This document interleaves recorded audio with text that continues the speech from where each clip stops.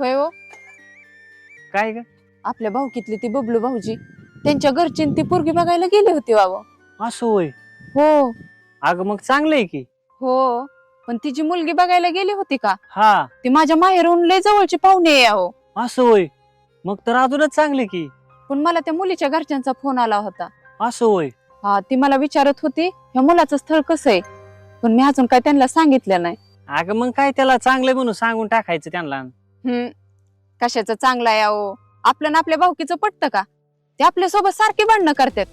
मी जर त्या मुलीच्या घरच्यांना सांगितलं ना की स्थळ चांगलं नाही म्हणून, ती लगेचच लग्न मोडते. अगं काय बोलतोय तू? लग्न मोडायचं? असलं वाईट विचार डोक्यात तरी यावत का? हा, अगं तो काय लोकाचा आहे तवा? आपलं त्याचं नाही जमत, ठीक आहे ना.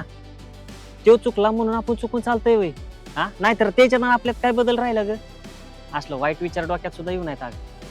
अगं लग्न जमवणं हे पुण्याचं काम असतं आणि आपण असं पाप करायचं वय? अगं उद्याच्याला बावकीनं आपण कधी पण एक हो, पण हे आपल्यामुळे लग्न मोडलं तर ते आयुष्यभर आपल्याला नावं ठेवतात.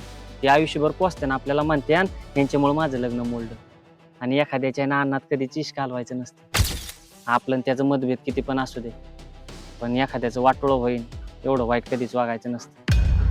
आणि एक नेहमी लक्षात ठेवायचं, आपल्याला कुणाचं चांगलं नाही ना करता आलं तरी चालतंय, पण कुणाचं वाईट सुद्धा करायचं नाही बरं का.